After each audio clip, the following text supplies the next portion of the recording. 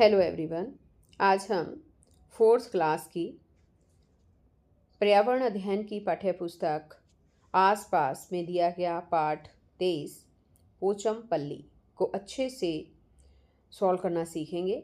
सभी बच्चे वीडियो को शुरू से लेकर अंत तक पूरी देखें और अगर आप अभी तक चैनल पर नए हैं तो मेरे चैनल ऑनलाइन स्टडी हब को सब्सक्राइब भी ज़रूर कर लें। वीडियो अच्छी लगे तो इसे लाइक करें, दोस्तों के साथ शेयर करें। तो देखिए, एक बार शुरुआत करते हैं। पाठ 23 पोचमपल्ली। अब यहाँ पर है इसमें कि मुक्तापुर गांव में रहने वाली वाणी और प्रसाद के घर में रंग बिरंगे धागों का ढेर लगा रहता है। उनके अम्मा अप्पा और परिवार के सभी लोग बुनाई का काम करते हैं। यह बुनाई बहुत ही सुंदर और अपने आप में अनोखी होती है। उनका गांव तेलंगाना राज्य के पोचमपल्ली कस्बे के पास है। यहाँ ज़्यादातर परिवार बुनकर है, इसलिए इस बुनाई को पोचमपल्ली नाम से पहचाना जाता है। इन गांव के लोग बहुत पुराने समय से यह काम कर रहे हैं। वाणी और प्रसाद के अम्मा अप्पा ने अपने परिवार के बड़ों से यह बुनाई सीखी है। अब वाणी और प्रसाद भी स्कूल से आकर अपने अम्मा अप्पा की मदद करते हैं। अब यहाँ पर देखिए बच्चों, कुछ तस्वीरें दिखाई गई हैं और ये तस्वीरें हैं पोचमपल्ली साड़ी बनाने का तरीका दिखाया गया है इसमें। यहाँ पर जो है धागे से कपड़े तक, यहाँ पर देखिए ये धागे से, इसमें पहली जो फोटो है धागे से लेकर कपड़े तक की पूरी कहानी बताई गई है कि कैसे किस तरह से करते हैं। तो यहाँ क्या करते हैं कि सबसे पहले इस पे देखिए एक बार नंबरिंग भी दे रखी है, 1 2 3, यहाँ पर देखो 4, ये 5 6, ये 7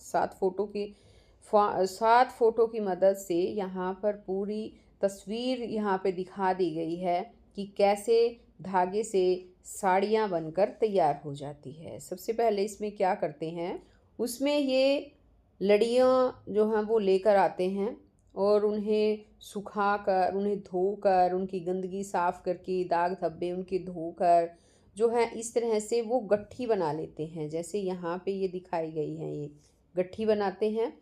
फिर इन गट्ठियों को करघे पर लपेटा जाता है, जैसे यहाँ पर लपेट रहे हैं, और फिर उससे जो है वो कपड़े बुने जाते हैं। और यहाँ पर करघे में जो है वो कई तरह की सुइयाँ होती है, जैसे यहाँ पे दिखाया गया है। वो डिज़ाइन के हिसाब से सुइयों का जो है वो नंबर भी घटता बढ़ता रहता है।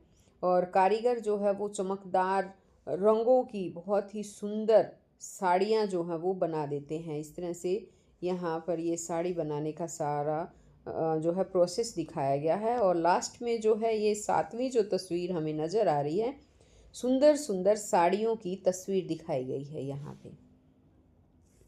अब आगे आ जाता है इसमें धागे से कपड़े तक कि कैसे क्या करते हैं। यहाँ पर ये कहते हैं कि अप्पा पोचमपल्ली के धागे से लड़ियाँ लाते हैं। अम्मा लड़ियों को उबलते पानी में डालकर उनकी गंदगी और दाग धोती है। फिर सब मिलकर धागों को सुंदर रंगों में रंगते हैं और सुखा कर उनकी गट्ठी बनाते हैं। धागे की गठियाँ करघे पर लपेटी जाती है, फिर इनसे कपड़े बुने जाते हैं। रेशम का धागा हो तो रेशमी कपड़ों, साड़ियों या सूटों के लिए कपड़े बुने जाते हैं। सूती धागे से भी साड़ियाँ, कपड़ों के थान और चादरें बुनी जाती है। करघे में कई सुइयाँ होती है। डिज़ाइन के हिसाब से सुइयों का नंबर घटता बढ़ता है। कारीगर चमकदार रंगों की बहुत ही सुंदर पोचमपल्ली साड़ियाँ बुनते हैं। इन कारीगरों ने अपनी इस कला से इलाके का नाम दुनिया भर में मशहूर कर दिया है। अब आगे आता है खतरे में कला। ऐसी साड़ी बुनने के लिए अच्छी कारीगरी चाहिए। इसके लिए कई दिनों तक कड़ी मेहनत करनी पड़ती है। फिर भी साड़ियाँ सही दाम में बेचना बहुत मुश्किल होता है। रेशम लगातार महंगा होता जा रहा है। बड़े दुकानदार बुनकरों को तो साड़ी का बहुत ही कम पैसा देते हैं, खुद वे भाव बढ़ा चढ़ा कर बेचते हैं। इसलिए कई बुनकर यह काम छोड़ रहे हैं। वे अपना गांव छोड़कर बड़े शहरों में मजदूरी करने जा रहे हैं। इस समस्या का कुछ हल निकालना चाहिए। बरसों पुरानी बुनकरों की यह कला कहीं धीरे धीरे खो न जाए। आगे है, अब चर्चा करो। आज वाणी और प्रसाद जैसे कई बच्चों ने अपने परिवारों से यह सुंदर कला सीख ली है। क्या बड़े होकर ये भी अपने बच्चों को इस कला के हुनर सिखा पाएंगे? हाँ। इनके उत्तर कॉपी में लिखो। क्या तुमने कभी किसी को करघे पर कुछ बुनते देखा है? हाँ। क्या और कहाँ? तो इसमें लिख सकते हैं। हाँ, टीवी पर कपड़े बुनते देखा है। यहाँ पर टीवी पर भी लिख लेना, ठीक है। टीवी पर यहाँ आ जाएगा, टीवी पर कपड़े बुनते देखा है। नेक्स्ट है अब इसमें कि साड़ी के धागों को रंगा जाता है। क्या तुम किसी और चीज़ के बारे में जानते हो जिसको रंगा जाता है? तो हम लिख सकते हैं हाँ, सूती कपड़ों को रंगा जाता है। सूती जो दुपट्टे हैं उनको भी रंगा जाता है। आगे है, वाणी और प्रसाद के गांव में जाओ तो लगता है कि जैसे पूरा गांव साड़ियाँ ही बना रहा है। क्या तुम कोई ऐसा काम जानते हो जो एक ही जगह के बहुत सारे लोग करते हैं? हाँ, मिट्टी के बर्तन बनाने का काम। क्या वे कोई चीज़ तैयार करते हैं? वे मटके, सुराही, गमले आदि बनाते हैं। अब इसी तरह से यहाँ पर आगे आ जाता है, उसको तैयार करने का तरीका पता करो। इसमें लिखेंगे कि मिट्टी का आटा गूंथकर चाक की सहायता से मनचाहा आकार देकर धूप में सुखाकर आग में पकाकर रंगा जाता है। यानी कि मिट्टी का आटा गूंथ लिया जाता है, चाक की सहायता से मनचाहा आकार दिया जाता है और उसको धूप में सूखने के बाद आग में पकाया जाता है और फिर इसको रंगा जाता है। अब इसमें है कि उस चीज़ को बनाने के लिए क्या आदमी और औरतें अलग अलग तरह के काम करते हैं? नहीं, आदमी और औरतें एक समान तरह से काम करते हैं।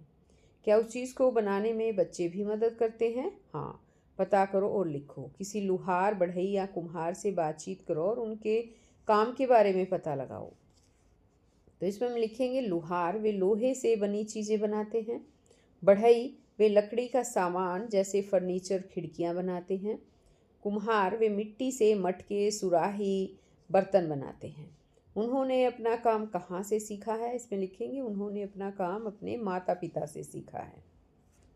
अब आगे आ जाता है कि उनको काम में क्या क्या चीज़ें सीखनी पड़ती है। इसमें लिखेंगे कि उनको काम में रचनात्मक व कल्पनाशील होना चाहिए। क्या उन्होंने अपना काम अपने परिवार में किसी और को भी सिखाया है? हाँ, परिवार के सभी सदस्य मिलकर ये काम करते हैं। नीचे तालिका में कुछ कामों की सूची दी गई है। क्या तुम ऐसे लोगों को जानते हो जो यह काम जानते हैं? उन लोगों के नाम लिखो, पता करो कि उन्होंने ये काम किस किस से सीखे हैं। तो इसमें हम लिखेंगे, जैसे काम है कपड़े की बुनाई करना, जैसे वाणी और प्रसाद की अम्मा अप्पा करते हैं, अपने परिवार से सीखा है। ऐसे खाना बनाना है, जैसे हमारे पड़ोस में है अनीता और वो कुकिंग क्लास से सीखा है। साइकिल रिपेयर करना मोहन है, अपने मामा से सीखा था उसने। हवाई जहाज़ उड़ाना रोहित फ्लाइंग स्कूल से सीखा। सिलाई कढ़ाई करना जो है वो सरोज ने अपनी दादी से सीखा था। गाना गाना अनवी, उसने संगीत शिक्षक से सीखा था। जूते बनाना अब्दुल, जूता बनाने वाले से सीखा। पतंग उड़ाना महेश ने अपने भाई से सीखा था।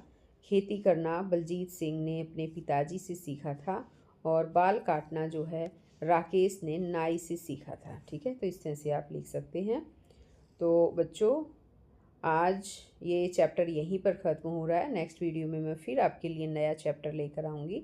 तो हम फिर मिलेंगे नेक्स्ट वीडियो में नए चैप्टर के साथ। तब तक के लिए बाय बच्चों।